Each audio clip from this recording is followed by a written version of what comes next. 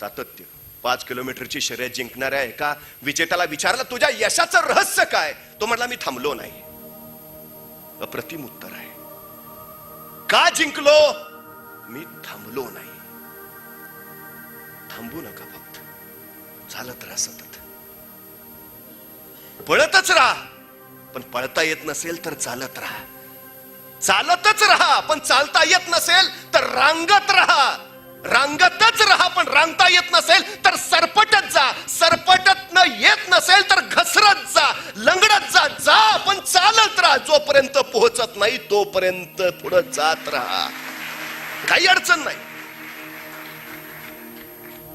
तुम्ही कोण आहात याचा विचार करू नका. तुम्ही कोण होणार आहात त्याचा विचार करा. समोर ते ठेवा सतत, मग यश मिळतं.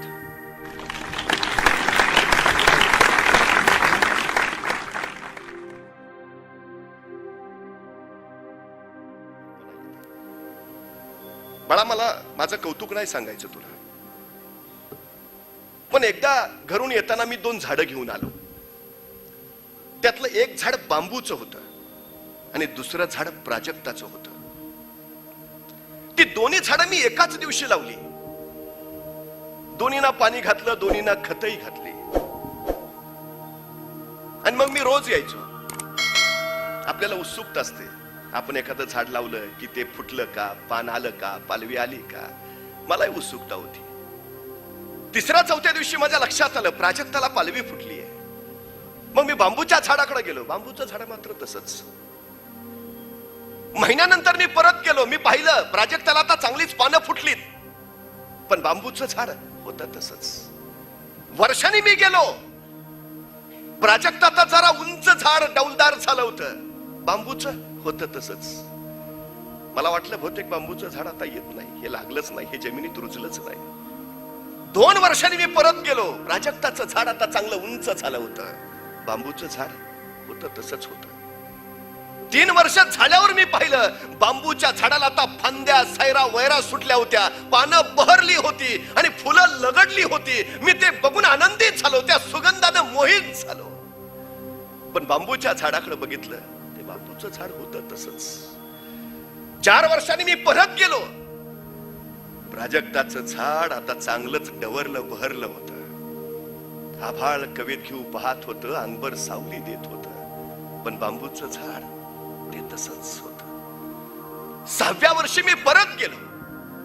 मी पाहिलं प्राजक्ताचं झाड आता खरंच भरलं होतं, पिळदार झालं होतं. एखाद्या प्रौढ माणसासारखं बहरलेलं, अनुभवी, प्रगल्भ वाटत होतं. बांबूचं झाड ते अजून फुटलंच नव्हतं. मी ठरवून टाकलं, हे बांबूचं झाड गेलं, हे आता येतच नाही,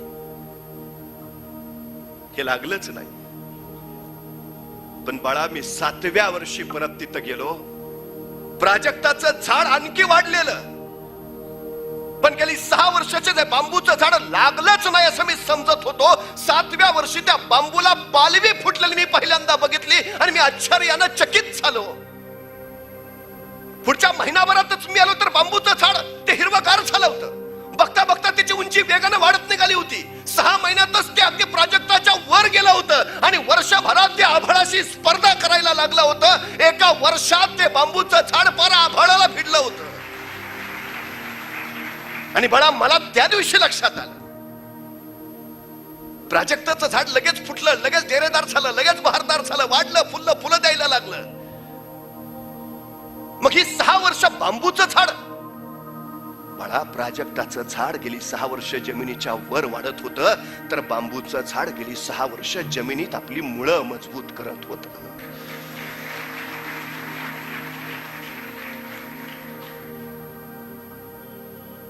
आभाळाकडे उंची वाढवायची असेल तर जमिनीकडे मुळं आधी खोल न्यावी लागतात, पाया मजबूत करावा लागतो. हे बांबूचं झाड गेली 6 वर्ष ते करत होत. आणि पुढच्या 6 महिन्यातच प्रचंड मोठं वादळ आलं, जोराचा पाऊस झाला. मी धावत धावत त्या जंगलात गेलो आणि पाहिलं प्राजक्ताचं झाड भुई सपाट झालं होतं, पण बांबूचं झाड मात्र ताट कण्यानं आभाळाला वाकुल्या दाखवत तसंच उभा होता.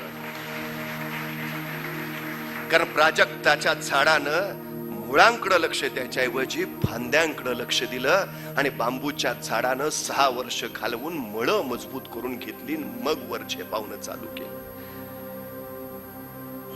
कदाचित तू बांबूच्या गुणधर्माचा असू शकतोस, पण याचा अर्थ तू वाढणारच नाही असा नव्हे. जंगलात जशी वेगवेगळ्या प्रकारची झाडं असतात, माणसं सुद्धा तशीच वेगवेगळ्या प्रकारची असू शकतात. एखादं प्राजक्ताचं झाड असतं, एखादं चिक्कूचं झाड असतं, एखादं बांबूचं झाड असतं. तसं माणसांमध्ये सुद्धा एखादा प्राजक्तासारखा लवकर बहरतो, एखादा बांबू सारखा रुजायला मुरायला जमिनीत घुसायला वेळ घेतो. पण याचा अर्थ तो कधी फुटणारच नाही, मोठा होणारच नाही, यश गाठणारच नाही असा मात्र अजिबात नसतो. त्यामुळे जर तुमची 2 वर्ष वाया गेली, समजून जा मुळं मजबूत झाली. तुमची 3 वर्ष वाया गेली, समजून जा वर उंचावर अधिक जायची तयारी झाली. तुमची 4 वर्ष वाया गेली, समजून जा जे कुणालाही जमणार नाही ते आपण करणार. तुमची 5 वर्ष वाया गेली, समजून जा आपल्यासारखा अनुभव समृद्धच कुणी नाही. हताश कसले होता, निराश कसले होता. या जगात पेरलेलं कधीच वाया जात नाही, कधीच. तुमचा अभ्यास चुकून वाया जाणार नाही, तुमचं वाचन चुकून वाया जाणार नाही, अजिबात नाही, कधीच नाही. थोडा संयम आवश्यक आहे, थोडा धीर आवश्यक आहे. मोठी माणसं तीच जी संयम ठेवतात, पराकुटीचा संयम. शिवाजी महाराजांना पराभूत करणं जमेना हे बघितल्यावर औरंगजेबानं मिर्झा राजा जयसिंहाला 3.5 लाखाची फौज देऊन पाठवलं. पण मिर्झानं जोखलं उघड्या मैदानात शिवरायांना पराभूत करणं कठीण.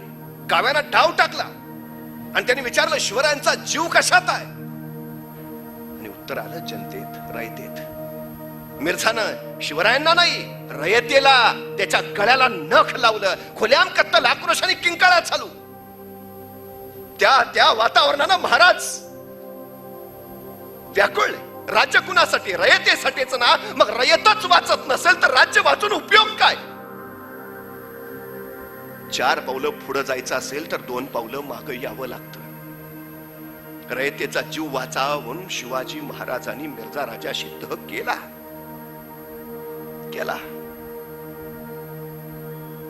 आणि मिर्झा राजाने पहिली अट टाकली, शिवाजी राजे पुरंदरासह 23 किल्ले आमच्या हवाली करा. आणि राजे म्हणाले, मिर्झा पुरंदरासह 23 किल्ले तुमच्या हवाली केल्यावर आमच्या हाती उरतं काय. हो गे छोटे मोठे 16 किल्ले, हा तह नव्हे मिर्झा. मिर्झा म्हणाला, शिवाजी राजे पुरंदरासह 23 किल्ले आमच्या हवाली करा. नाईलाज होता, अट मान्य झाली. मिर्झानं दुसरी अट टाकली, आपले पुत्र संभाजी आमच्याकडे ओलीस म्हणून राहतील. अनेक पिता व्याकुळा, नाही मिर्झा हे राजकारण नव्हे. छदमी हसत मिर्झा म्हणाला, शिवाजी राजे हे राजकारणच आहे. नाईलाज होता, स्वराज्यासाठी एका पित्याला आपला पुत्र डावावर लावावा लागला. आणि मिर्झानं तिसरी अट सांगितली, शिवाजी राजे आपल्याला मोगलांचं मनसबदार व्हावं लागेल. आणि संतापले राजे, मिर्झा आम्ही तुम्हाला राणा प्रतापाचे वंशज समजत होतो, पण तुम्ही तर औरंग्याचे चाकर निघाला. यासाठी नव्हता अट्टास केला की मोगलांची चाकरी करावी आमची, यासाठी नाही मावळ्यांनी रक्त सांडलं की तुमची मनसब स्वीकारावी आम्ही. मिर्झा हे कदापि होणे नाही.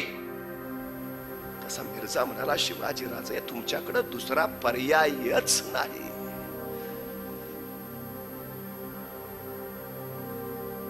शिवाजी राजे उत्तरले, ठीक, पण आमच्या ऐवजी आमचे पुत्र संभाजी आपले मनसबदार होतील. आणि मिर्झा म्हणाला, हुशार आहात, पण फक्त संभाजी राजेच नाही, आपण ही मोगली सल्तनतीचे मनसबदार व्हाल. आणि शिवरायांना व्हावं लागलं. रयतेचं लोककल्याणकारी स्वराज्य उभा पाहणाऱ्या राजाचं स्वप्न एका क्षणात भंगलं. मोगली सल्तनती पुढे आपल्या समशेरी ठेवणाऱ्या आणि सल्तनतीसाठीच आपला पराक्रम गाजवणाऱ्या त्या वृत्तीला छेद देऊन इथल्या राणावनात उगवलेल्या माणसांच्या सामर्थ्याची, क्षमतेची त्यांना जाणीव करून देऊन कष्टकरी कामकऱ्यांचं राज्य उभा करू पाहणाऱ्या शिवाजी राजांचं स्वप्न भंगलं. संपलं नाही. वर्षभर लवकर राज्याभिषेक झाला असता कदाचित मिर्झाचा तह झाला नसता तर वर्षभर उशीर होईल पण ध्येय पूर्ण होईल. काही वेळा होतं, अडचणी येतात, संकट येतात, निराशाही दाटते, पण धीर सोडायचा नाही हे सांगितलं महाराजांनी. पुरंदरासह 23 किल्ले मिर्झा राजेला दिले, त्यावेळी स्वराज्यात फक्त 16 किल्ले होते आणि अवघ्या 9 वर्षांनी शिवाजी महाराजांनी स्वतःला राज्याभिषेक करून घेतला, त्यावेळी स्वराज्यात 361 किल्ले होते.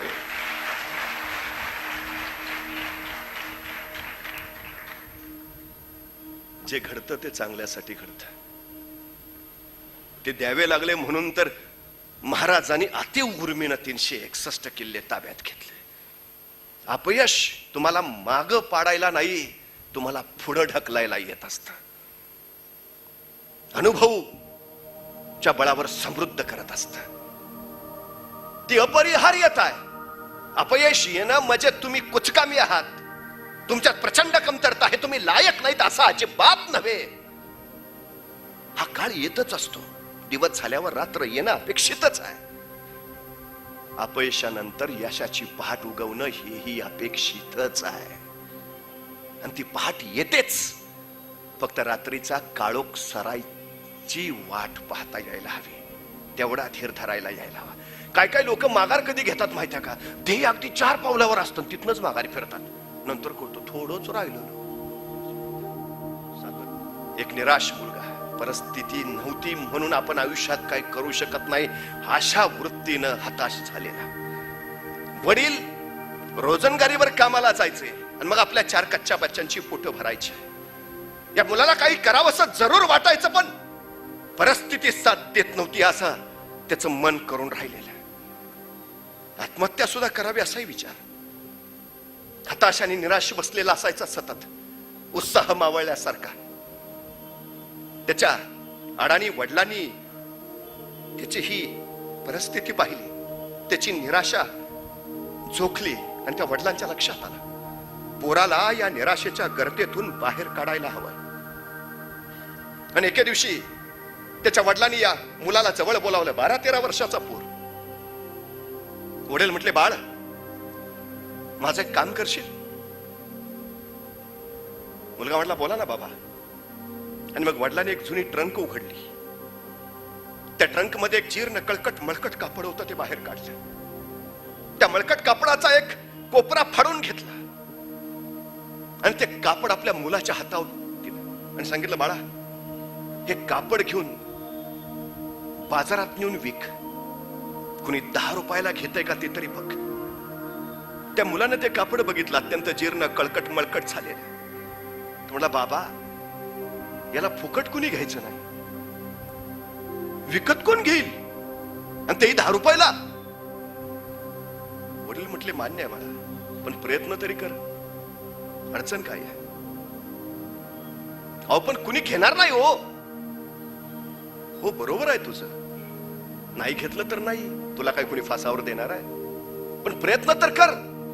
बाळा तू आपली परिस्थिती पाहतोयस, हे कापड विकून जर आपल्याकडे 10 रुपये आले तर आपल्या 2 दिवसाच्या जेवणाची व्यवस्था होईल. तो हळवा मुलगा म्हटला, बाबा ठीक आहे. परिस्थितीची जाण होती. ते कापड त्यांनी घेतलं, रात्री स्वच्छ पाण्याने धुतलं, त्याला इस्त्री व्हावी म्हणून स्वतःच्या बिछाण्याखाली ठेवलं आणि दुसऱ्या दिवशी ते कापड घेऊन तो बाजारात गेला. एका चौतऱ्यावर उभा राहिला आणि ते कापड हातात घेऊन ओरडू लागला, कापड घ्या फक्त 10 रुपये, कापड घ्या फक्त 10 रुपये. माणसं यायची, पाहायची, हसायची, निघून जायची. तास, 2 तास, 3 तास, 4 तास, 5, 6, 7 वाजले. दिवसभर व्याकुळ झाला होता. कुणी फिरकत नव्हतं, ते त्याचं कापड घ्यायला कुणी तयार नव्हतं. डोळ्यातनं घळघळ अश्रू व्हायचे, तो असा पुसून टाकायचा. कुणीच घेणार नाही का? पण तरी परत ताकद एकवटून म्हणायचा, कापड घ्या फक्त 10 रुपये, फक्त 10 रुपये. पण कुणी नाही येताना दिसलं. शेवटी वाटलं निघावं आता, पण तेवढ्यात एक ट्रक त्याच्या समोर येऊन थांबला. हा ओरडत होता, कापड 10 रुपयाला घ्या. त्या ट्रकवाल्याला स्वतःच्या ट्रकची काच पुसायला कापड सापडत नव्हतं आणि नेमका हा मुलगा दिसला. तो म्हणला, दे दो. कितीला? तो म्हणला 10 रुपये फक्त. आणि त्या ट्रकवाल्यानं 10 रुपये देऊन ते कापड घेतलं. कोण मुलखाचा आनंद झाला. ती 10 रुपयाची नोट हातात घट्ट ठेवत खरंच पळत घरी आला. वडिलांना सांगितलं, बाबा कापड गेलं, 10 रुपयाला विकलं. वडील म्हटले, छान, खूप छान. 2-3 दिवस निघून गेले. तिसऱ्या दिवशी वडिलांनी परत मुलाला जवळ बोलावलं. बाळा माझं एक काम करशील? मुलगा म्हटला, सांगा ना बाबा. वडिलांनी परत ती ट्रंक उघडली. त्या ट्रंकेतलं ते जीर्ण कळकट माळकट कापड परत बाहेर काढलं. त्यातला एक तुकडा फाडला. परत आपल्या मुलाच्या हातावर दिला. सांगितलं, बाळा हे कापड आता कुणी 20 रुपयाला विकत घेते का तेवढं पहा. मुलगा म्हटला, बाबा गेल्या वेळी 10 रुपयाला कोण घेत नव्हतं. नशीब तो ट्रकवाला भेटला. त्याला काच पुसायला कापड नव्हतं. बेला फुलाची गाठ पडली म्हणून ते 10 रुपयाला कापड गेलं, नाही तर कुणी घेतलं नसतं. दिवस गेला बाबा, व्याकुळ होतो पुरता, नाही घेणार हो कुणी. वडील म्हटले, बाळा गेल्या वेळी सुद्धा तू असाच म्हटला होतास, पण गेलं ना कापड 10 रुपयाला. प्रयत्न तर कर. नाही गेलं तर नाही, पण गेलं तर 20 रुपये येतील. आपल्या 4 दिवसाच्या जेवणाची व्यवस्था होईल बाळा. मुलाला नाही म्हणता आलं नाही. त्याने ते कापड घेतलं. रात्री पाण्यानं स्वच्छ धुतलं. इस्त्रीसाठी स्वतःच्या बिछाणाखाली ठेवलं. पण रात्रभर आभाळाकडे डोळे उघडे ठेवून तो विचार करत राहिला, हे जीर्ण कळकट मळकट झालेलं कापड कुणी फुकट घेणार नाही. गेल्या वेळी कसं तरी कुणी 10 रुपयाला घेतलं, पण आता हे 20 रुपयाला विकायचं तरी कसं, कोण घेईल. आणि रात्रभर विचार करून सकाळी त्याच्या डोक्यात एक कल्पना आली. मुलांना कार्टून्स आवडतात. या कापडावर जर आपण मिकी माऊसचं चित्र काढलं आणि एखाद्या शाळेच्या बाहेर जर जाऊन उभा राहिलो, तर निश्चित एखादा मुलगा हे कार्टून असलेलं कापड विकत घेईल. आणि तासाभरात त्यांनी स्वतःच्या रंगाच्या पेटीतल्या रंगानी त्या कापडावर मिकी माऊसचं सुंदर चित्र काढलं आणि ते रंगवलेलं कापड घेऊन तो शाळेच्या बाहेर गेला, उभा राहिला. नेमकी शाळा सुटली, मुलं बाहेर पडू लागली आणि हा त्या मुलांना सांगू लागला, मिकी माऊसचं कार्टून असलेलं कापड फक्त 20 रुपये, मिकी माऊसचं कार्टून असलेलं कापड फक्त 20 रुपये. पण मुलं बघत होती, पुढे जात होती. विकत मात्र कुणी घेत नव्हती. त्याच्या नंतर लक्षात आलं, शाळेत मुलं कशी पैसे घेऊन येणार. कदाचित पैसे नसतील मुलाकडे, मग कापड कोण घेणार. सगळी शाळेतील मुलं बाहेर पडेपर्यंत तो आधाशासारखा वाट बघत राहिला. कुणीतरी येईल, माझं कापड घेईल. पण सगळी मुलं गेली, कापड जात नाही याची खात्री पटली. आणि तो वळणार तेवढ्यात शाळेच्या त्या गेट मधनं एक आईन तिचा छोटासा मुलगा बाहेर पडताना त्याला दिसला. आई मुलाला न्यायला आली होती. तो मुलगा घोड्या करत करत निघाला होता आणि अचानक त्या मुलाचं लक्ष त्या कापडाकडे गेलं. त्याने मिकी माऊस पाहिलं आणि त्याने स्वतःच्या आईकडे हट्ट धरला, आई मला हे कापड हवं, मला हे कापड हवं. आईनं त्या कापडाकडे आणि मुलाला म्हणाले, अरे किती मळकट आहे, ते खराब आहे, नको, मी तुला दुकानातून नवं घेऊन देते, हे जुनं नको आपल्याला. त्या मुलांना हट्टच धरला, नाही मला आई हेच पाहिजे, बस मला काही नको, मला हेच पाहिजे. आई म्हणली, ऐक रे बाळा, अरे जुनं कापड आहे, आपण नवीन घेऊ ना. नाही मला हेच पाहिजे. पोरगा ऐके ना, तिथंच फटकल मारली, हातपाय घासायला लागलं. शेवटी आईला राहावे ना, आईनं 20 रुपये काढले, याच्या हातावर दिले आणि सांगितलं, बाळा दे कापड दे. आणि 20 रुपये देऊन त्या माऊलीनं आपल्या मुलासाठी ते कापड घेतलं. पण त्याच वेळी माऊलीनं या मुलाला विचारलं, बाळा पण हे सगळं तू का करतोयस. आणि तो मुलगा म्हटला, माझ्या वडिलांनी सांगितलंय हे कापड 20 रुपयाला कुणी घेतंय का पहा, म्हणून. अरे शाळा जातो ना. पण वडील म्हटले, हे 20 रुपये आले तर आमच्या घरच्या साऱ्यांची 4 दिवसाची जेवणाची व्यवस्था होईल. त्या माऊलीला मोठं कौतुक वाटलं. तिने आणखी 20 रुपये काढले. हे बक्षीस घे, तू करतोयस त्या कष्टाचे म्हणून. 40 रुपये हातात पडल्याने तो धावत धावत घरी आला. वडिलांना म्हणाला, बाबा कापड गेलं आणि त्या मॅडमनी मला 20 रुपये बक्षीस पण दिले, 40 रुपये आले. वडिलांनी कुशीत घेतलं, छान. आठवड्याची व्यवस्था झाली. 4-5 दिवस निघून गेले. वडिलांनी परत आपल्या मुलाला जवळ बोलावलं. वडील म्हटले, बाळा माझं एक काम करशील. मुलगा म्हटला, बोला ना बाबा. वडिलांनी परत ती जुनी ट्रंक उघडली. त्यातलं परत ते जीर्ण कळकट मळकट कापड बाहेर काढलं. त्याचा परत एक तुकडा फाडला आणि आपल्या मुलाच्या हाती देत म्हणाले, बाळा हे कापड आता कोणी 100 रुपयाला विकत घेतंय का तेवढं बघ. मुलगा म्हटला, बाबा परीक्षा घेताय, अहो 10 रुपयाला कुणी घेत नव्हतं, नशीब तो ट्रकवाला भेटला. तुम्ही म्हटला 20 रुपयाला विक, 20 रुपयाला कुणी घेत नव्हतं, पोरग हट्टाला पेटलं. आता तुम्ही सांगताय 100 रुपयाला. बाबा जुनं कापड आहे, कळकटलेलं मळकटलेलं, कसं कोण विकत घेईल? वडील म्हटले बाळा मागच्या दोन्ही वेळेला तू असाच बोलला होतास, पण गेलं ना कापड, आले ना पैसे. ह्यावेळी प्रयत्न कर. नाही घेतलं कुणी, नाही अडचण काय, प्रयत्न करायला काय हरकत आहे. मुलाला नकार नाही देता आला, त्याने ते कापड घेतलं, रात्री परत स्वच्छ पाण्याने धुतलं, इस्त्री व्हावी म्हणून बिछाण्याखाली ठेवलं, रात्रभर टक्का जागा राहिला. 10 रुपयाला 20 रुपयाला कापड विकताना एवढी कसरत करावी लागली. आता 100 रुपयाला हे कापड कोण घेईल? कसं विकावं ते? सकाळी काहीही सुचलं नाही. बघूया काय होतंय ते म्हणून बाहेर पडला आणि चालता चालता अचानक त्याच्या कानावर बातमी आली, आपल्या गावात चित्रपटाचं शूटिंग चाललंय आणि मर्लिन मेंड्रो नावाची अभिनेत्री आली आहे. त्या काळात ती अत्यंत प्रसिद्ध. अचानक त्याच्या मनात एक कल्पना आली आणि तो त्या शूटिंगच्या दिशेनं धावत सुटला. पण मुलांना प्रवेश कुठला देता येत? शेवटी इकडून तिकडून याच्या पायातनं त्याच्या पायातनं तो कसा बसा पोहोचला. त्या मर्लिन मेंड्रो जवळ गेला आणि तिच्याकडे पाहत म्हणाला, मी तुमचा खूप मोठा फॅन आहे. त्या इवल्याशा निरागस मुलाकडे बघत ती मर्लिन मेंड्रो सुद्धा स्मित करती झाली. तसा हा म्हणाला, मला तुमची सही द्याल? ती म्हणाली जरूर. आणि सहीसाठी त्याने हे कापड पुढं केलं, याच्यावरच द्या. आणि मर्लिन मेंड्रोना त्या जीर्ण कापडावर स्वतःची सही केली. त्याने ते कापड घेतलं आणि तिथून धावत सुटला, एका चौकात आला आणि कडाडला मर्लिन मेंड्रोचं सही असलेलं कापड फक्त 100 रुपये, मर्लिन मेंड्रोची सही असलेलं कापड फक्त 100 रुपये. दुसऱ्या मिनिटाला गेलं. अहो ती जगप्रसिद्ध अभिनेत्री, तिची सही असलेलं कापड, त्याची किंमत कमी नाही.